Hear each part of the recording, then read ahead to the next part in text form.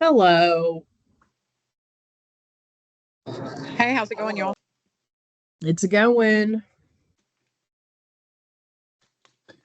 All right, y'all, I'm going to go ahead and admit everybody if y'all are good with that. Yeah, Yeah. I'll keep looking for people. Okay, thank you.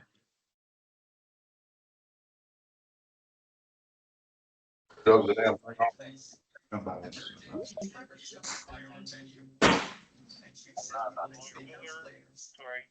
When you pull up and pull that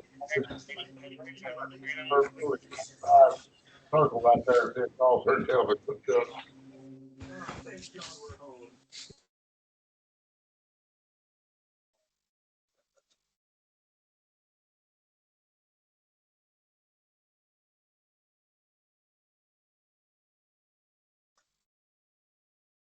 Okay, guys, it's 6:03. Can y'all hear me?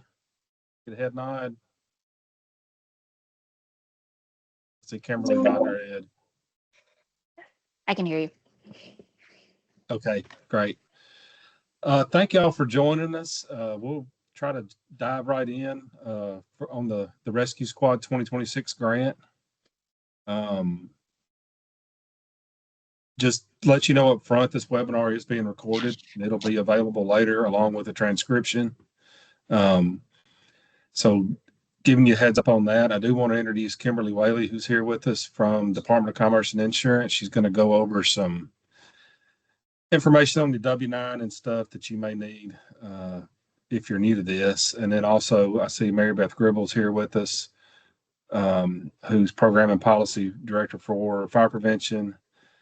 And I know Kayla Heggie is also here with us, although I can't see her on my screen for some reason. But Kayla or Mary Beth, hopefully will jump in if they hear me saying something wrong or if I skip over something.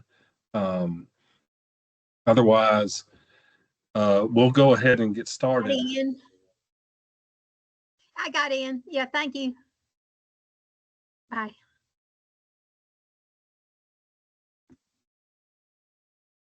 All right, we'll try to, let's see. Before we get started, I wanted to go over a couple of questions that I've already gotten this morning. I've gotten the same questions over and over again, so I want to address those right off the bat. The first question is, can any department apply for the Rescue Squad grant? Meaning, can a fire department apply if they're doing rescue services? Obviously, a rescue squad that is a standalone rescue squad, they can apply, but the answer is yes. If you're part of an organization that provides rescue services, you can apply for this grant so long as you're recognized by your local government and registered with the Secretary of State. Well, I can turn mine up, but you got to turn yours down. Sorry.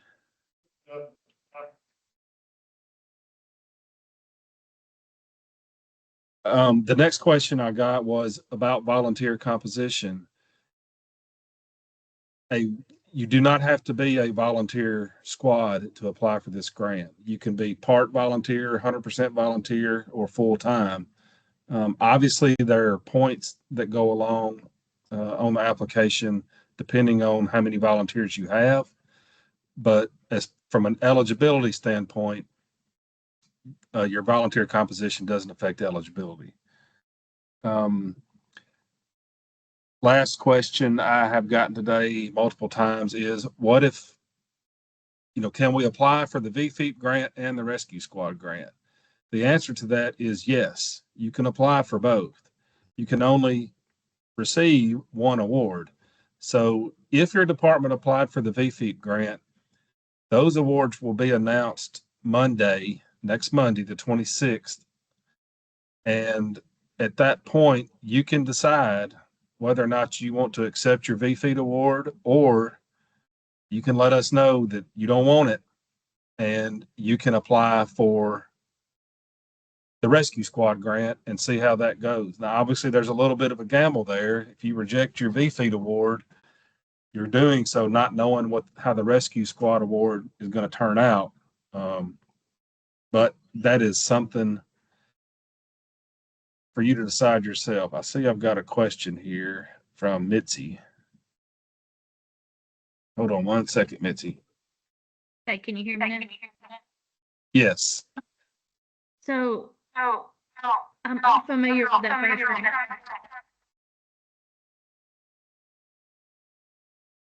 Mitzi, can you say that again? It's also on the call. We've got a lot of feedback.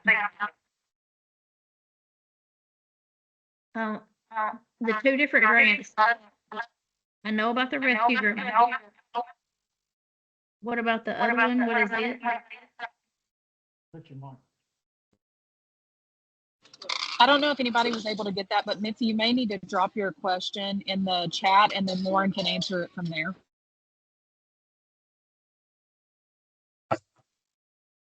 I think I heard Mitzi asking about the other grant, the VFEET grant I mentioned, which that is for fire departments. If you're a standalone rescue squad, you wouldn't have applied for the VFEET grant. But there are fire departments who offer rescue services also. And so they are in a position where they could apply for both. They just can't receive both. I see Kurt's got his hand raised too. Hey, Lauren. Yeah, I think what she was asking is she didn't know about the VFEET grant. So, Mitzi, if you can hear me, the VFEET grant is strictly for the fire departments because you have to have that fire department recognition to be able to receive that grant. Thank you, Kurt. This is Mary Beth. I was just going to point out that grant, a point of eligibility is fire department recognition, which fire department recognition provides that local services be passed through local resolution, boundaries be assigned for that. So there is a possibility that individuals who provide that dual service would be providing application, but ultimately they can only win one award. Lauren, I just wanted to point out one item that you said just a minute ago. You mentioned the VFEET grant. The application period, of course, closed. We actually just took care of our selection committee process last week, and the announcement of those awards is the 23rd, this Friday. So just as he mentioned, those individuals who would be applying for both sides, they would have to make that choice of whether they would continue forward with the rescue squad grant applications or accept that money on the VFEET side. So thank you. Go forward, Lauren. Okay. Thanks, Mary Beth. From here, I'm going to share my screen. And I just saw a question about saying that they can't see the application. We'll get to that in just a second. I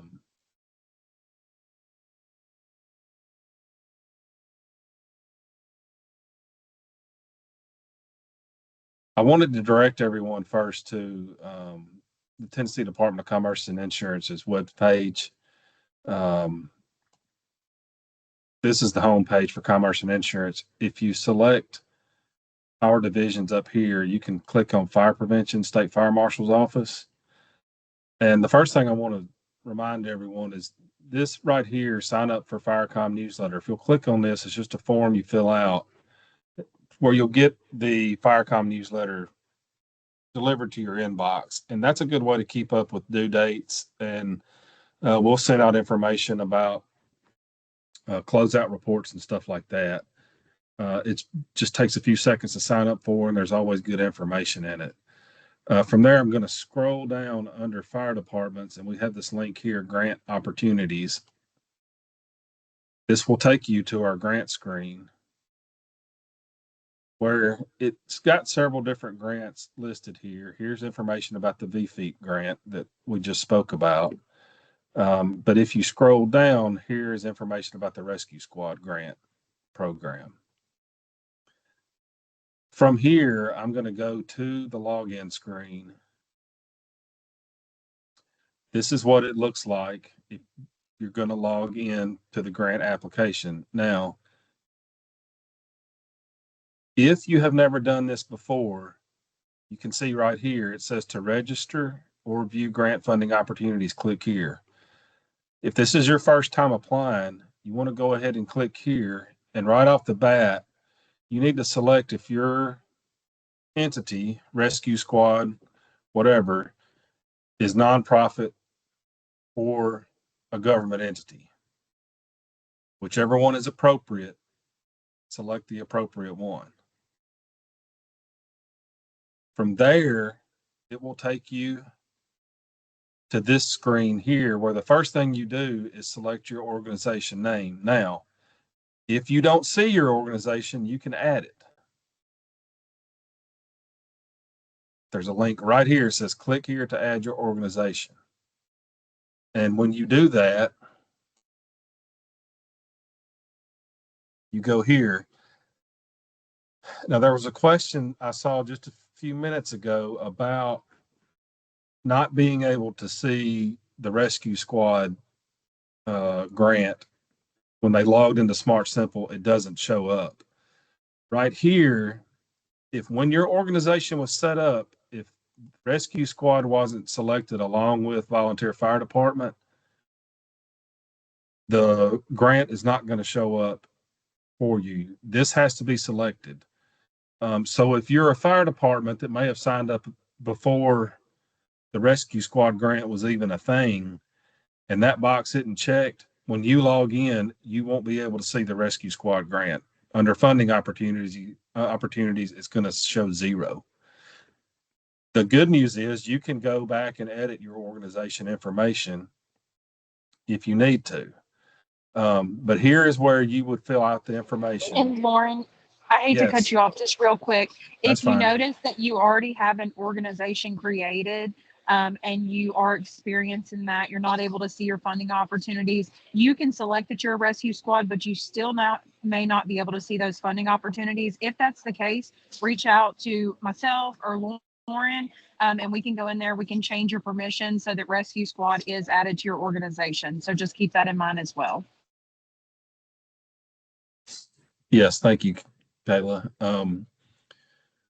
This is where you would set up your organization again if it didn't show up in the list. This information you set up here is your user information. So this is where you're going to put your name and your email address in. And once you do all that, you will click this "I'm not a robot" and hit submit. And when you do that, it should send you an email link that will bring you back to this screen right here. And you can reset your password for your account. Now, I do want to bring up that there are oftentimes some issues with this step. If you have an email account with a domain name that's listed here, bellsouth.com, comcast.com, there's several of them.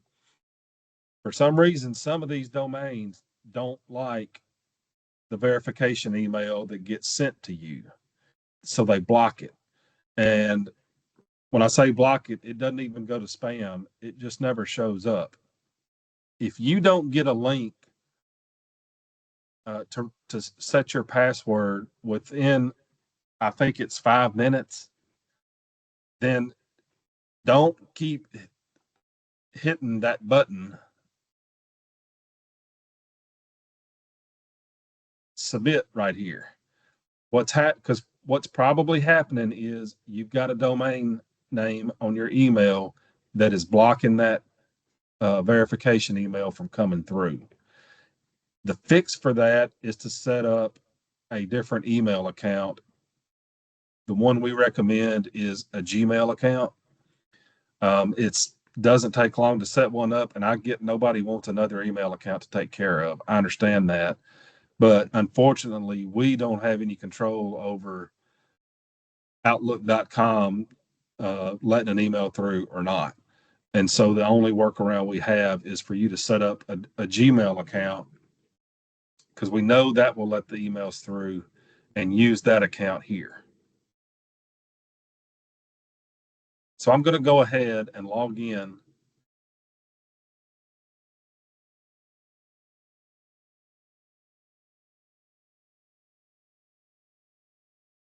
Oh, great. Let me start over real quick.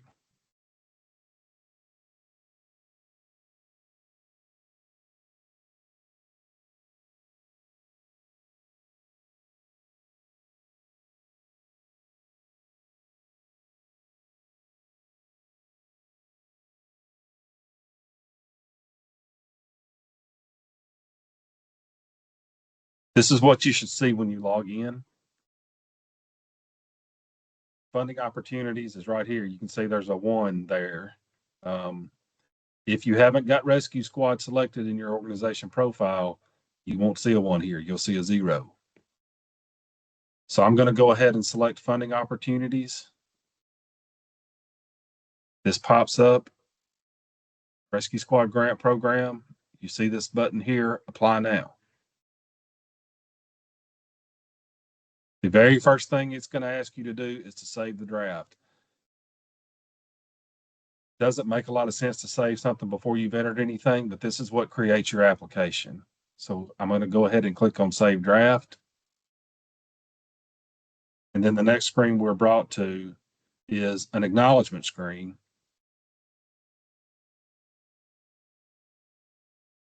I'm going to select this PDF, and this is where all the rules and times are listed for you to review. I'm not going to spend a whole lot of time on this, but all the information about the grant, about the rules, about the scoring, it's all in this document. Here's your eligibility requirements. Here's how scores are determined right here. So everything is right here in this document. Once you've read it, you can check this box here that you're attesting that you have read it and that you are a human filling out this application. I would suggest after every screen, hit Save Draft. You can see I attested, I hit Save, so now I've got a Continue button here.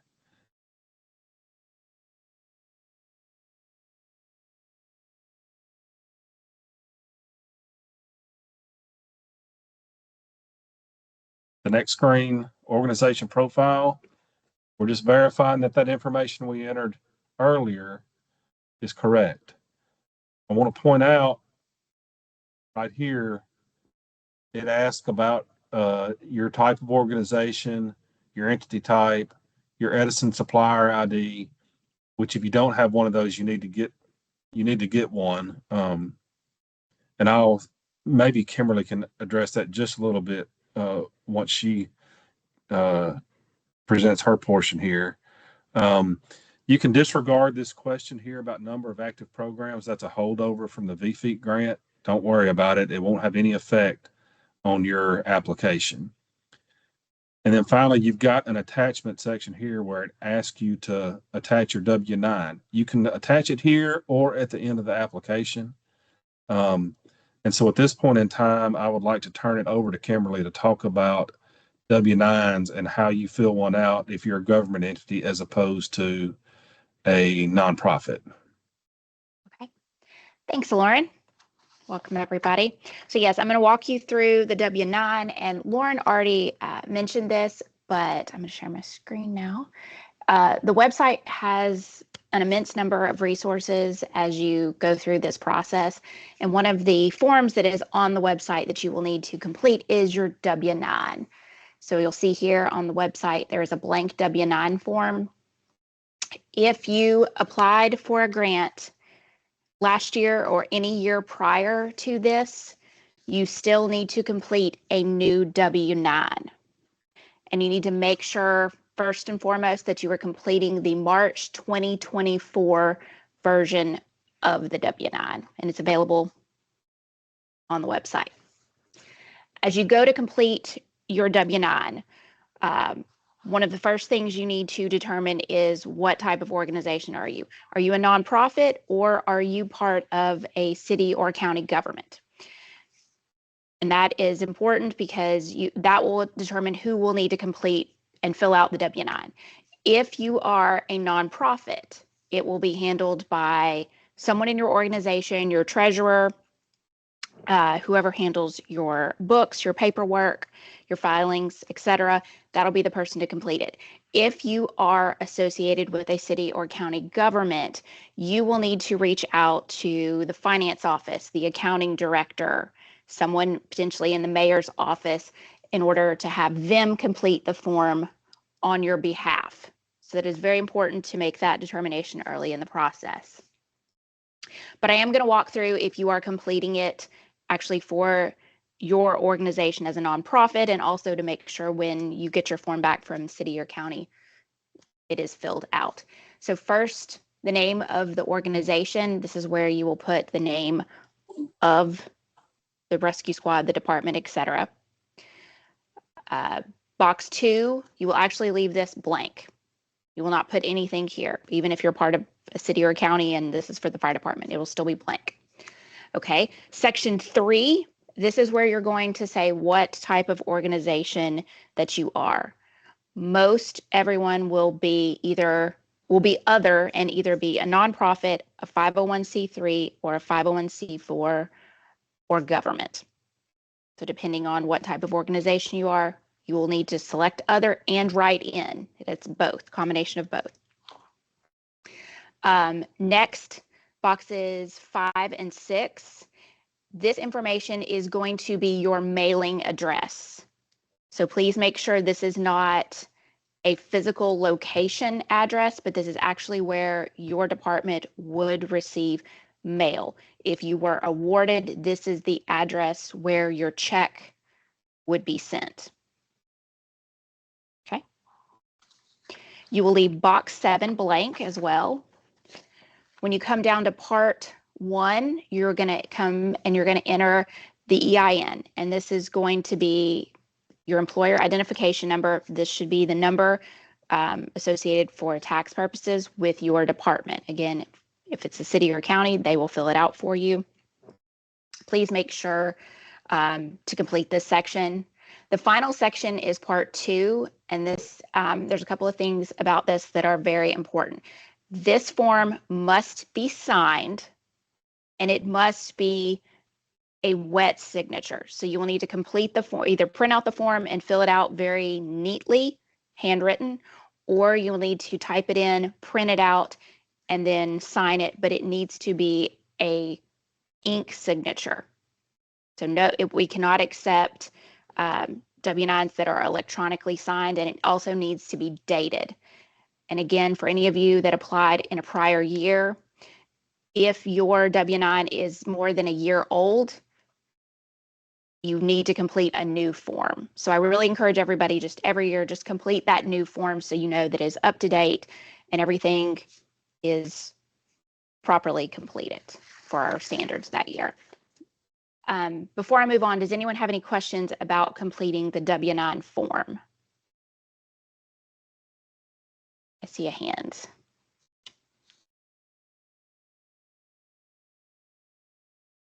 Hamco. Kimberly, I did see somebody ask if it matters if it's blue or black ink. The color of ink does not matter, just the fact that it is signed.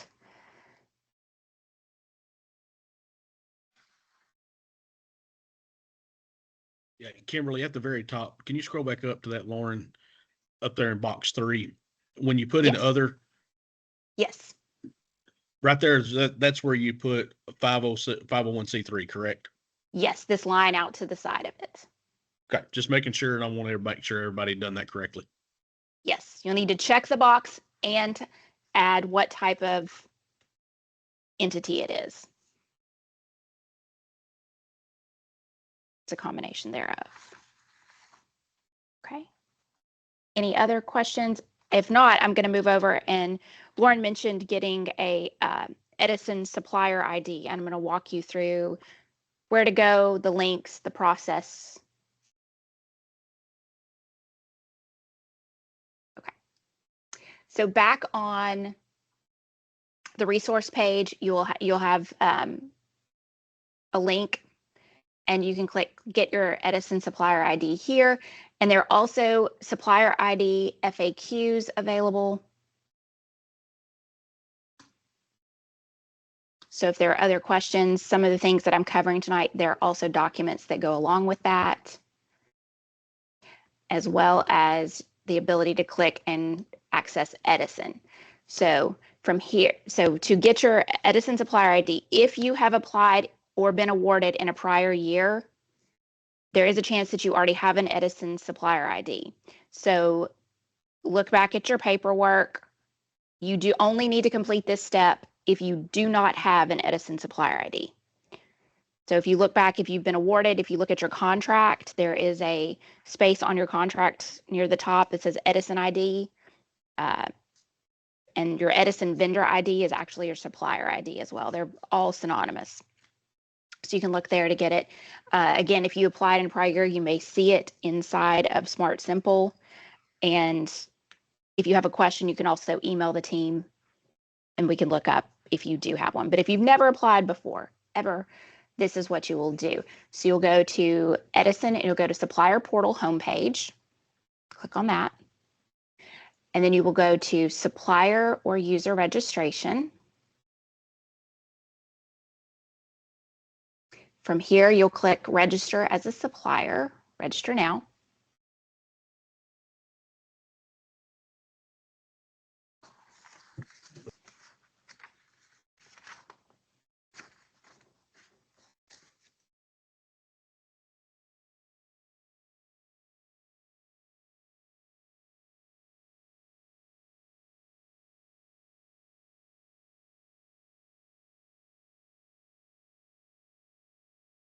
While that's spinning, I'll step over here. There's some step-by-step guides that are available, and also mentioned the contract. This is what a contract would look like, and here's where your Edison vendor ID will be. Okay, so now from here, we're going to start a new registration. You'll just click Next. Okay, here you will type the number. This is your taxpayer ID, so this is your FEIN from your W-9. Your W-9 and all the information that you enter here will need to match. So please just take that form and complete the form prior to completing this.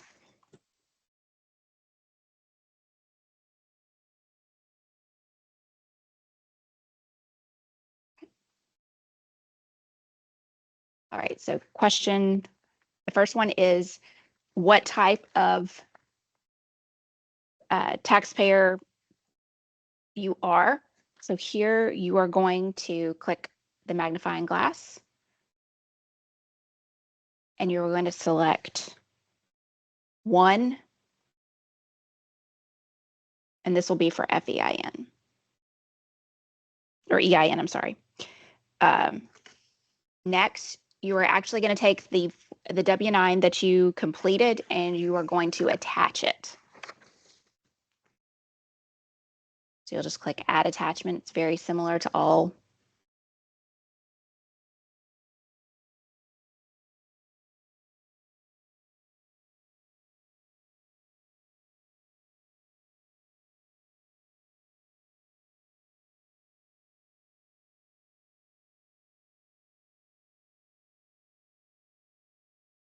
I'm just going to pick a file.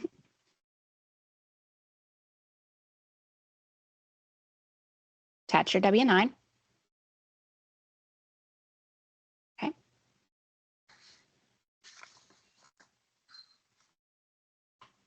Okay. You'll not need to add anything about the remittance address. So for the second attachment, there will not be any attachments. For products or services offered, you'll click the magnifying glass.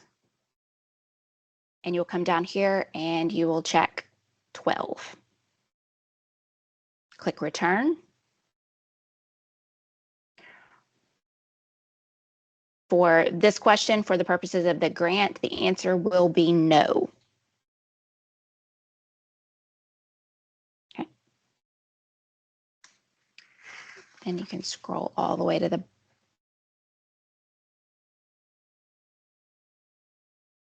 top and you'll click Next. If you've forgotten anything or if there's something that the system did not like, it will give you a warning. Next, you're going to type your address. Please remember that this is your mailing address and you will need to make sure that it matches what is on the W-9.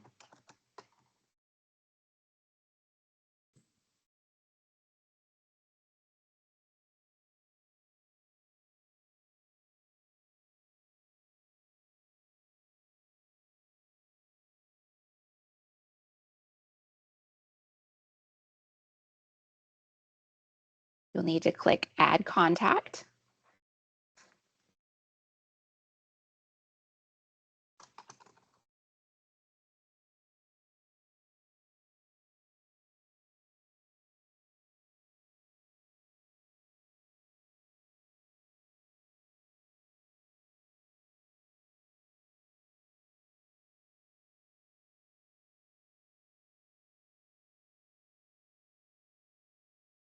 Again, going down, filling in the required fields have the little asterisk by it. So first name, last name, an email, telephone number.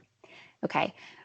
And then you will need to create a requested user ID, and this must begin with TN at. So you can do anything that you desire, but it must begin with TN at.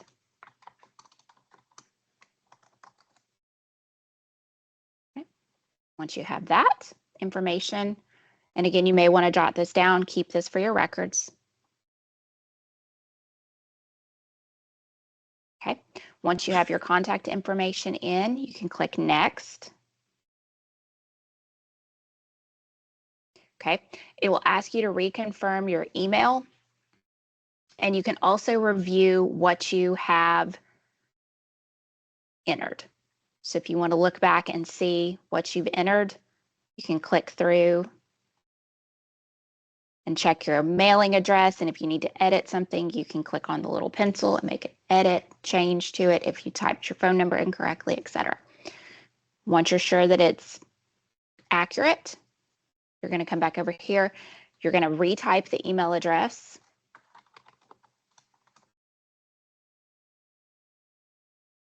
And afterwards, you will click agreeing to the terms. And once you do that, you can click submit.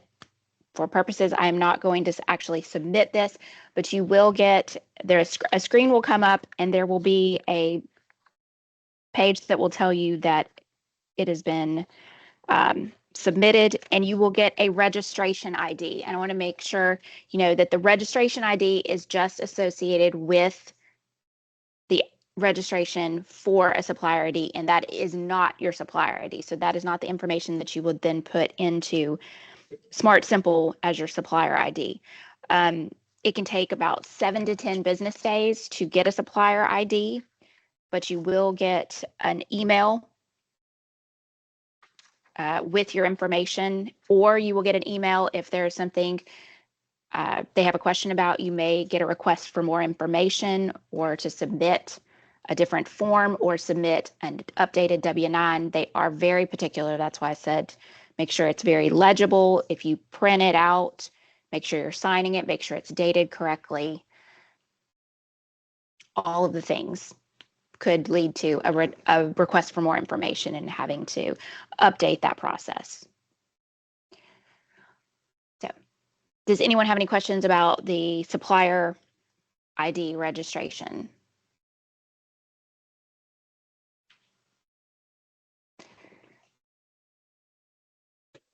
Let's see, primary address, Kimberly- PO box. Yes, an address can be a PO box. It just needs to be a valid address with the U.S. Postal Service. Kimberly, one question I got several times with the VFEE grant is if information needs to be edited, like an address has changed or something, how do they do that? Yes, so if you have by submitting a current W-9, that will allow us to review your information. If you are awarded, we will update your supplier address. So please, that's one reason we request that a new W-9 be submitted each year. That way we can validate that we have the correct address on file.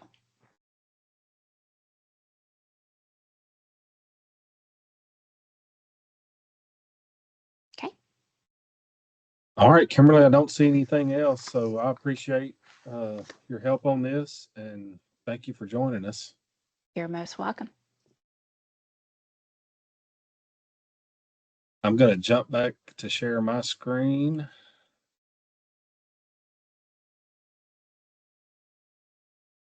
And we are back to the organization information. So there's 3 tabs here. Be sure you look at all 3 tabs. Again, don't worry about this box here where it asks about active programs. So I'm going to click save on this.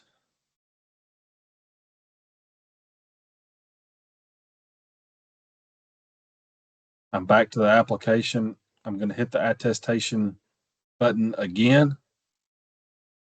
Again, always click save. Especially if you're filling this application out this weekend during Snowmageddon and power goes out halfway through. If you've got it saved, you won't have to start over again.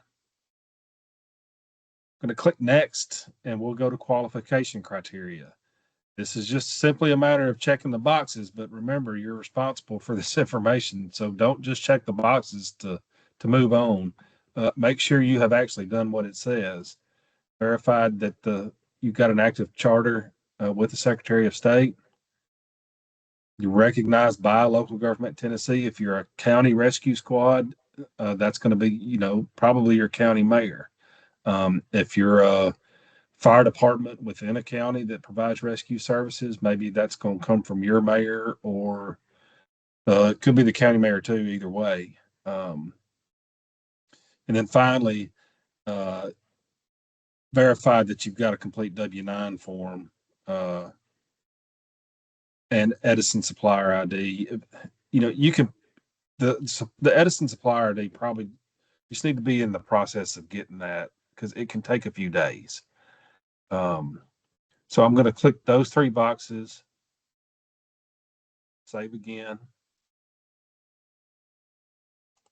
move on to the next tab. When I say tab, you can see them up here. We've already done acknowledgement. We've already done the qualification criteria. Now we're on the general information. This is where you're going to answer some questions. Has your rescue squad ever received funds from the Rescue Squad Grant Program? Yes or no?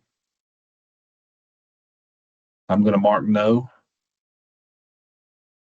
Did your rescue squad apply for the Volunteer Firefighter Equipment and Training Grant this year? When I say this year, it's referring to this fiscal year. So this would be, did you apply for the VFEAT November to December of 2025 a few months ago? That's what it's asking. And this is just for our purposes so we can identify departments that are applying for both. I'm going to mark no here. Does your rescue squad provide mutual aid to first responder agencies? I'll put yes there. Does your rescue squad provide rescue services 100% within Tennessee? Yes. Then it asks, which services do you provide? You can you just select the ones that are appropriate for your rescue squad.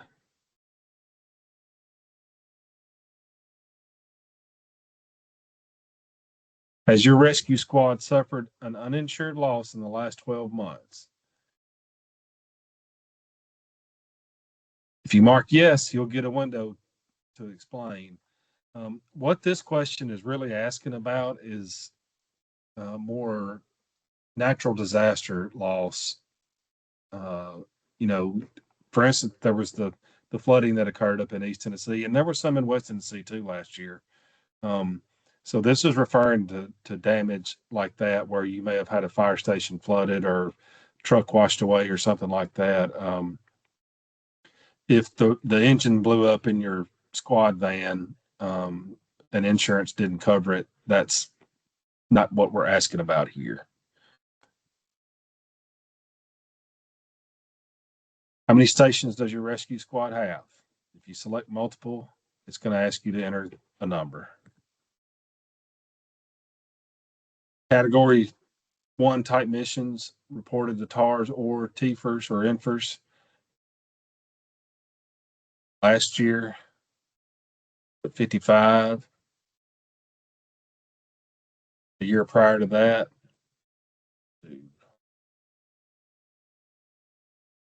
2 years prior. Notice this is going to stay a 0 until I hit save. So we'll just keep right on rolling through expenditures. This is not, this is just asking about money that your rescue squad spent. It's not a total budget you may have if you're part of a government, like the total county government budget. It's just related to your rescue squad. I'm going to put some numbers in here. I see Kurt's got his hand raised. Lauren, I had somebody ask me today if that included the expense from the rescue squad grant last year. So like if they got rescue squad money and spent Yes. that on stuff. Yeah. I don't believe you include grant money here. Mary Beth or Kayla, if y'all want to jump in and correct me.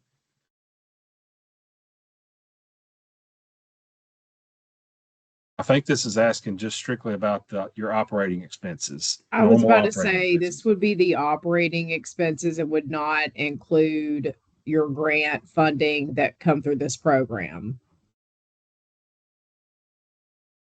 Thank y'all very much. So there you go. Good question, Kurt. That comes up quite often. So I've got all the questions answered. I'm going to hit save. And if you notice, it totaled up my incidents and it totaled up my expenditures for me. So I'll move on to the next screen, which is scope of service. This is where you have the opportunity to explain what you're asking for. And really, it's what this is for the selection committee to read. When they pull up your application, they're going to look at the score. They're going to look and see if you've had an uninsured loss, stuff like that. But then the selection committee typically wants to know what's your priority as far as equipment goes. What's your biggest need? If your biggest need is a cutter and a spreader, put that.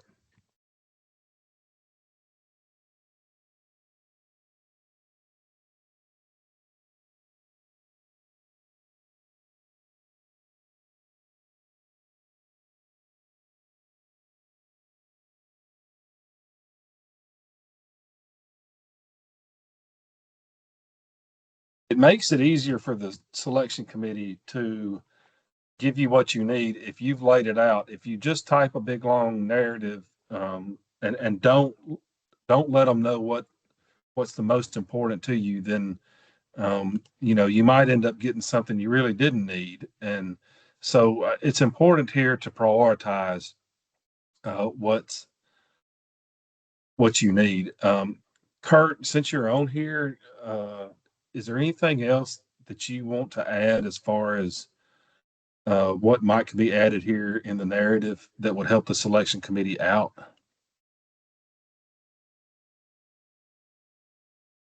May have to unmute Kurt. I would say the only I had to think about that just a minute. In your narrative, keep it short, keep it to the point. Be sure you do list out your priorities. What is your priority? Because if you don't, then all we've got to go by is your list. And if you don't specify, we're going to go with what the priority is on the grant application in the budget. That's marked a priority. But if you do have something other than PPE in there, that's all we've got to go by. So yeah, I would say when you do this and you fill out this narrative, we don't want the county history. We just want what specific needs you need, and keep it short and sweet and to the point. If I could echo Kurt's point on that, of course, you as TARS, you are represented by your peers within this group. And so I've always suggested to folks when they're writing the application, we're not sitting there expecting a book report. What you are trying to convey is clearly communicate in simple language with your peers what you need and listing those in the top priority. As Kurt said, the selection committee only has the information that you have before them. So I would also heavily suggest too, since we've just went through a grant cycle for VFEET and based upon several cycles with this rescue squad grant, I would suggest having someone with fresh eyes always reviewing an application to ensure that, for example, everything that you've included in the narrative, you have then selected all of those items within the budget. We do see that fairly frequently where somebody has properly prioritized every which way we just outlined, but they've missed a few items within their actual request. So always suggest a second set of eyes that are just fresh looking over it. I know when you get down in the weeds of it, it gets a little complicated when you're looking at the same thing. So just 2 points I wanted to raise. And Lauren, I'll turn it back to you unless somebody else has a question.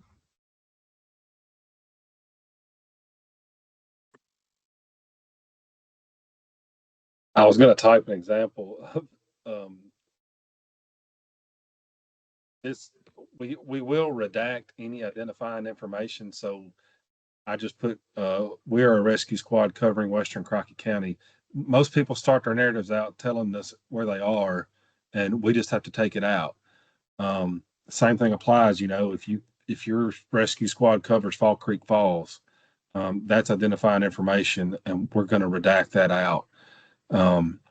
So it just makes it a little easier on us if you don't put that information in to start with.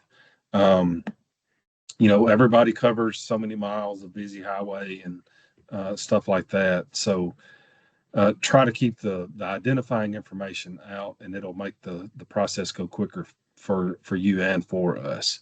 So once your narrative is done, you'll hit save. And then next tab is the budget. This can be a little tricky, admittedly. The first thing we're going to do, and it's got instructions, click the plus button, which will open a new window. So that's what I'm going to do.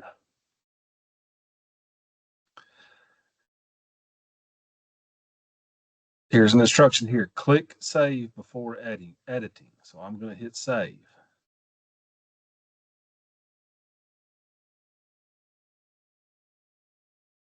So this is what the budget looks like.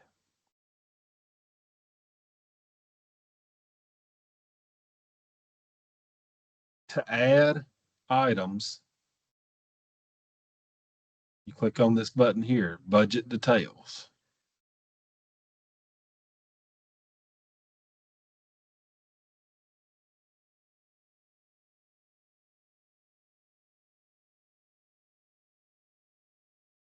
The budget is long, and so you will have to be patient here and give it time to load. This is probably going to be the biggest problem spot as far as just moving through the application, because the budget has so many items on it. And if you get this pop-up window that says page unresponsive, just hit wait and give it time. And just, I want to be really clear and just kind of piggyback on what Lauren says. You are very, very likely to get that pop up, and you're very, very likely to get it more than one time. So please be patient. That budget is very, very large, and it's going to take a while to get through this process, but we are going to try to make it better next year.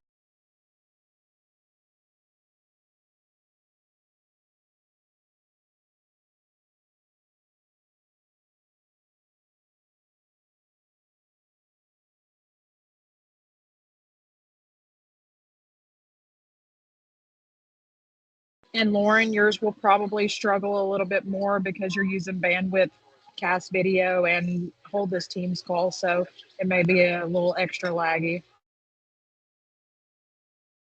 Yeah, I think that's number 4 or 5 to continue.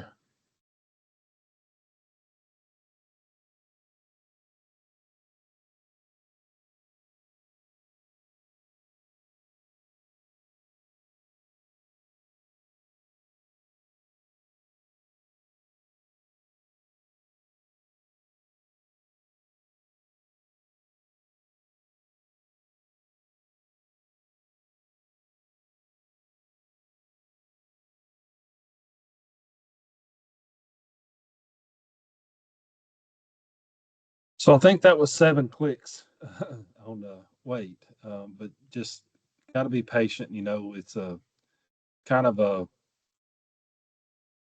caught between a rock and a hard place with wanting to have a lot of equipment for you to choose from, but having the application that's functional.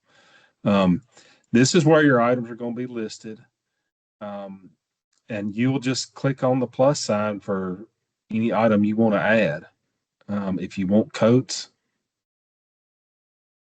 click the plus sign, and you'll just answer these questions. Now, what this is asking, some people get a little confused on this part. It asks you how many items are in your current inventory. So let's just say you've got 15 coats right now. Then it asks how many are you wanting to replace. So if you've got 15 and 8 of them are old and you need to get rid of them, but 7 are okay, still in date, we'll put 8 that we're trying to replace. Average age of items we're replacing, I'm going to put 12 years. Number of new items requested. A new item is going to be items that where you're not replacing anything existing. So let's say I've got 15 currently, 7 are okay, 8 need to be replaced, and I've got 3 new members, so I need 3 new codes. You can see now it's got the total number I'm requesting is 11. Now, obviously, the price is not $2 because we're in a testing environment here. Just ignore that. But it should total up the price for you here. There's always questions about what's the difference between an item requested for replacement and a new item.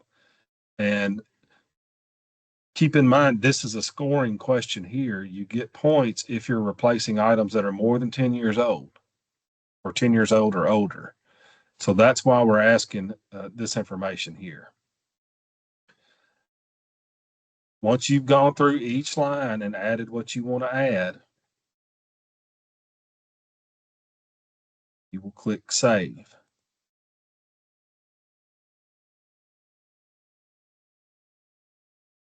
And it's going to go back to the spinning wheel.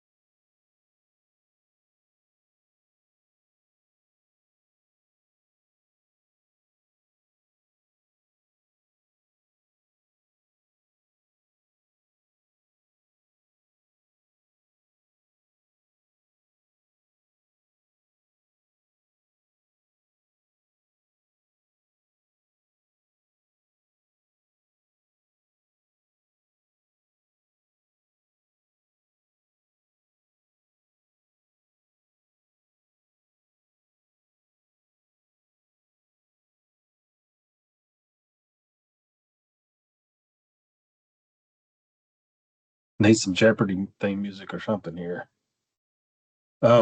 Obviously, this probably makes a good case for just do fill out your budget. Make sure you fill it out how you want it, so you don't have to go back in and correct stuff, because that'll take a while.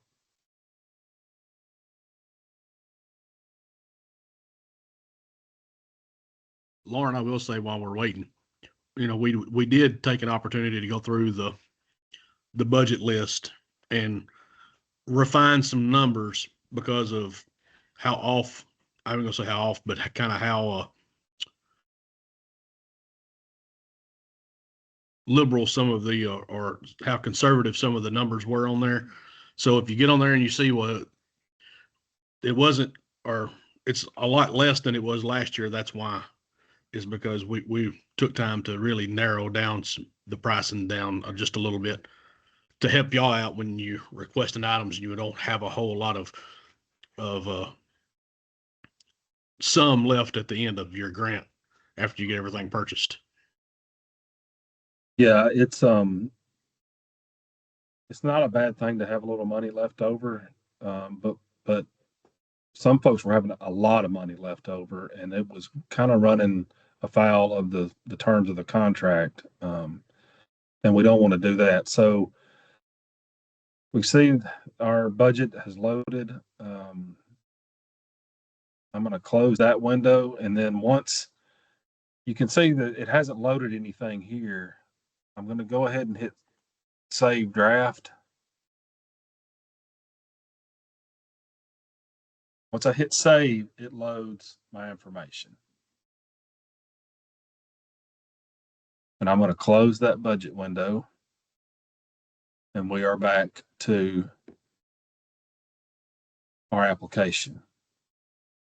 If you want to go back in and correct it at this point, you hit this open button right here and it'll take you back into the budget and you can make adjustments. The next step is the roster. This is going to look a little different than it did last year. To add members, click on this add edit button.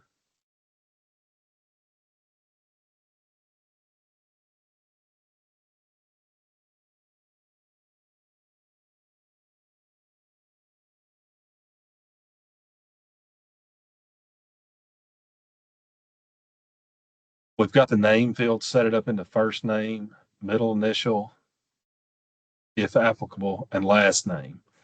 Then you'll identify if they're career or volunteer. And then we're asking if you have people on your rescue squad or on your department that have a PSID, if you would enter it.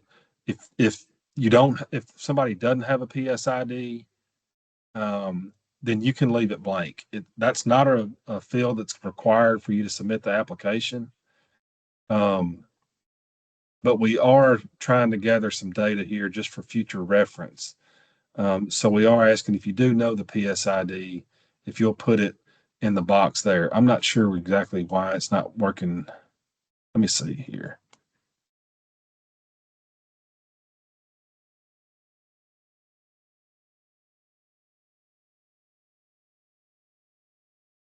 There we go. So that's what it looks like if you want to add. You can hit this plus button.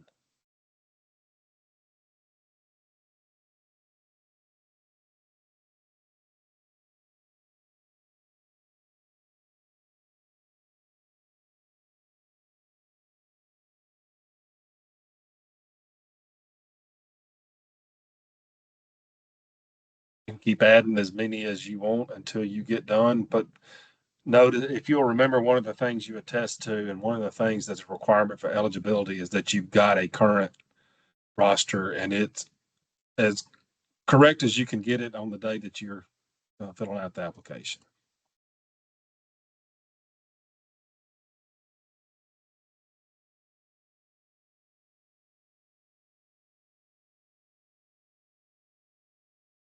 So there's my roster.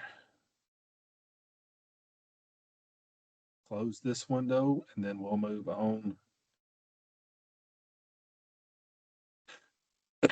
There's an attestation button there. It won't, where you see a red asterisk like this, if you skip it, it's not going to let you submit your application. It'll make you go back and check that box. And that's one people, like I just about forgot to do it. That's one people will sometimes forget. Here we are at supporting documentation. This is where you can upload your W-9 also. You just drag the file and drop it.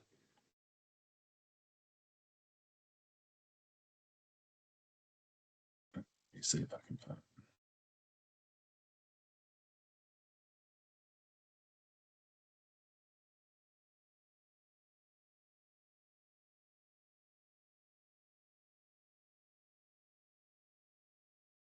That's what how you drag and drop. You can drag it from anywhere on your computer, then it'll save it for you.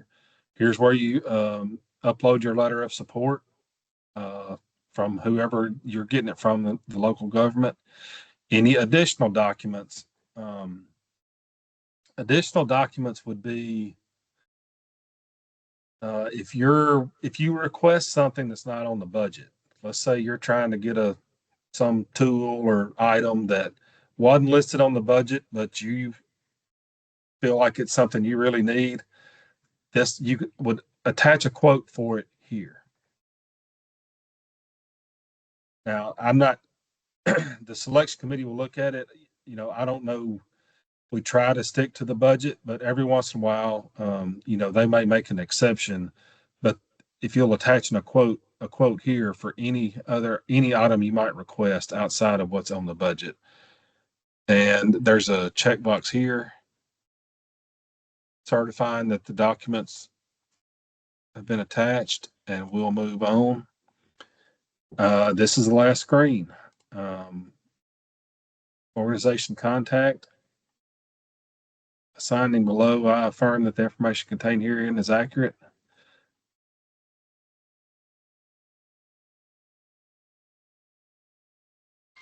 Hey, Lauren, on that one, you're probably going to have to put somebody associated with that department. I don't know if you're on there, but if you run into an issue, that may be the problem. Yeah, and I made that department up, and I don't remember who I know who it is. John Doe.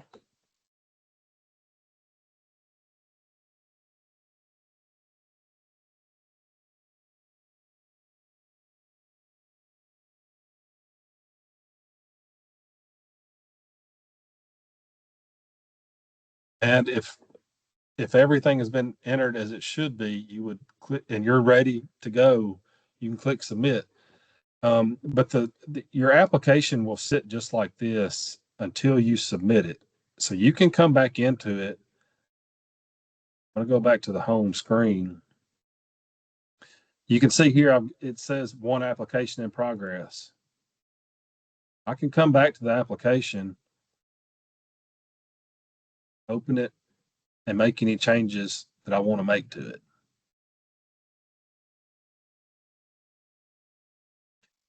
Even if you submit the application and then figure out something's wrong, we can send it back to you. And once the application window closes, then we will start going through the applications and verifying that all the information that is required is there and that it's correct. And if something is off or if something's missing or if we need some more information, we will send the application back to you. And you can open it and we'll tell you what we want corrected or what needs to be corrected or clarified. And then you can make those changes, save it, and submit it again. So whatever email address you use for these purposes, make sure you keep an eye on it, because I believe it'll email you and let you know that your application has been returned for correction.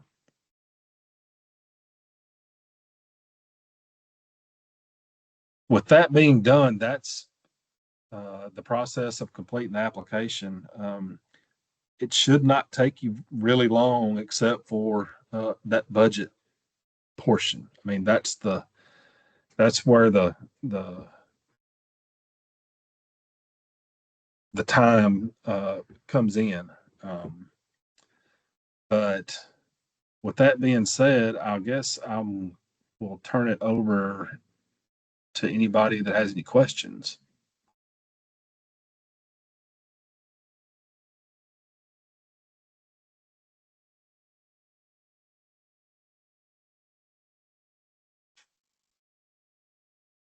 I see a question. If we have questions or issues, who do we contact? You're welcome to contact me, or I believe Mary Beth put the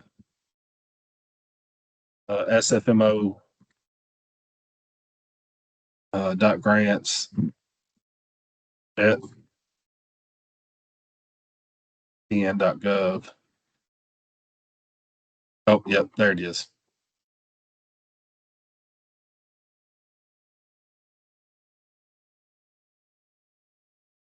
Let's see, on the gas meters, can those be personal or are they handheld? I'm Kurt or somebody, Lauren, yeah, go I ahead. think I think I got those quoted like the Altair, the MSA Altair, those that size, like the personal ones. Okay, all right.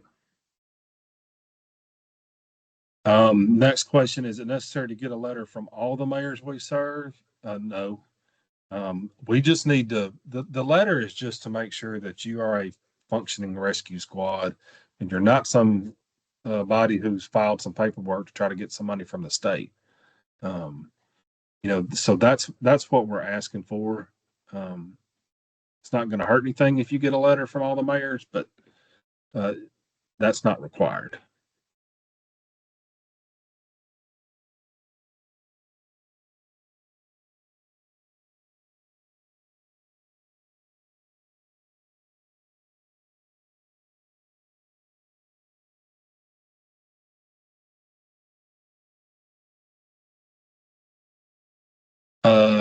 Is there specific gear we have to apply for? We are looking for rope rescue and swiftwater gear. Rope rescue and swiftwater gear is in the budget. It's not something you have to apply for, but if that's what you want, it's in there. You can apply for whatever you want. What about rope? We use 1/2 inch. I can't remember what was specified in the budget. I thought, Lauren, I thought we had quoted half, but on the budget it says 7/16. Well, I'll say this. I don't know what the cost difference is, but if it's similar, then you would be able to purchase 1/2 inch even if you were awarded 7/16. That shouldn't be a big deal.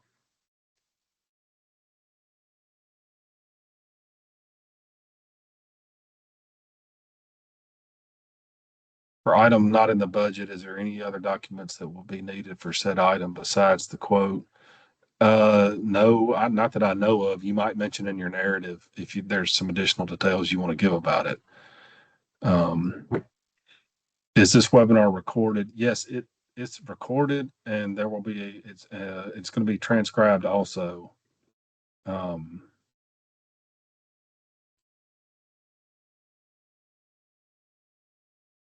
And I believe, Mary Beth or Kayla, if y'all correct me, I believe we will send out information on the link to the recording once that's done. There has to be some editing and stuff done. Yeah, it'll be attached in an Emma after everything has been edited. It will probably be next week if I was guessing, but Mary Beth, you can step in if that's inaccurate. No, that would be probably the likely scenario. So you guys will get another email notice after this, of course, again, probably very early next week with the link to this information. If you have questions in the meantime, though, beyond this, again, drop them down to sfmo.grants@tn.gov.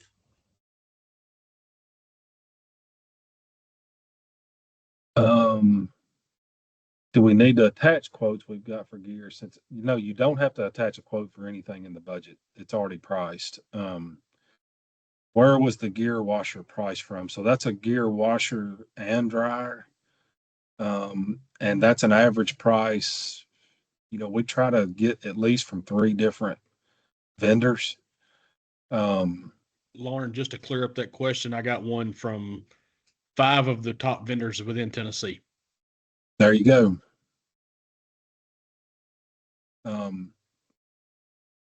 Obviously some folks have washers that come from Lowe's or Home Depot or something, but that's not what we priced here. Rope mechanical advantage kit. Somebody that does rope rescue is going to have to answer that question because I'm not sure. That was going to be that it's like a CMC Aztec, like a personal kit, like an edge protection kit kind of thing, like an edge kit. It's a small prepackaged thing that either gives you a 4-to-1, 5-to-1, one of those. Okay, thanks, Kurt.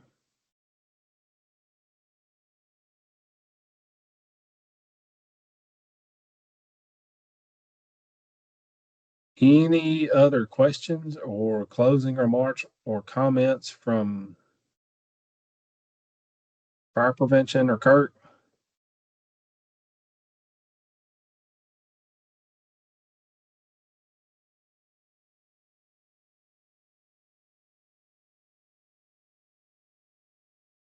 Is extrication gear in the budget? Yes, it is.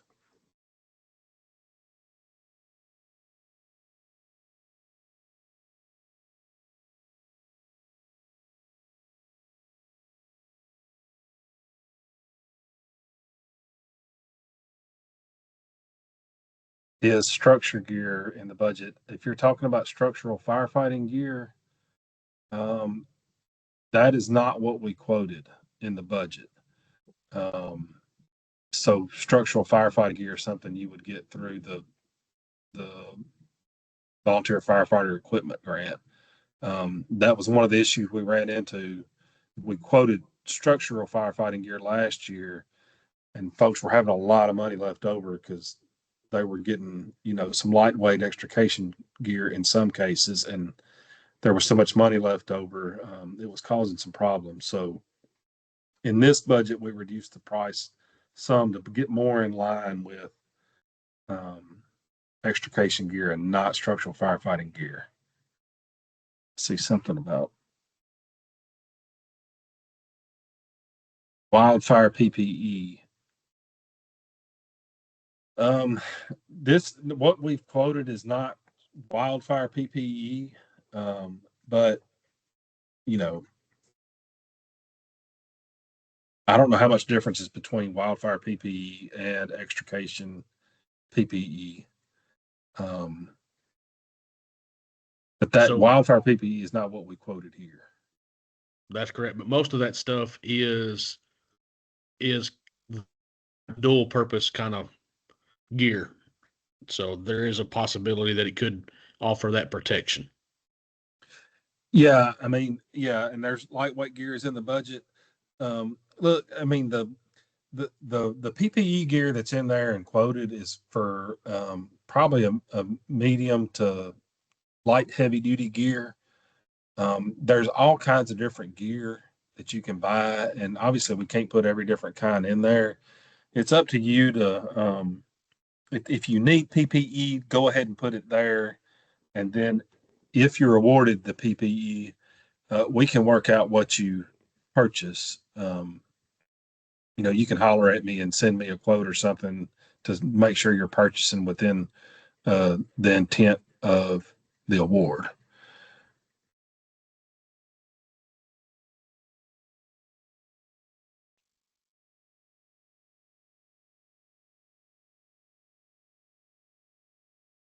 Any other questions before we call it a night?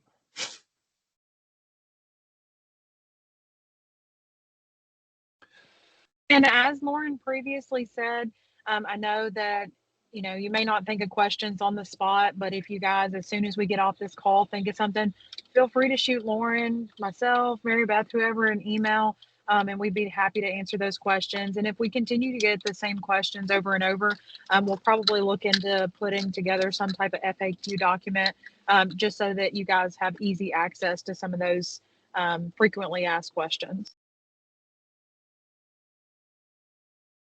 Yep. Thanks, Kayla. Thanks, Mary Beth and Kurt. Appreciate y'all being on here. Appreciate you guys logging in, and don't hesitate to reach out if you've got a question. I'm happy to answer it. If I don't answer the phone, I promise I will call you back at some point. But appreciate y'all joining us, and y'all have a good rest of the evening, and for sure stay safe this weekend. Thank y'all. Thanks, everyone.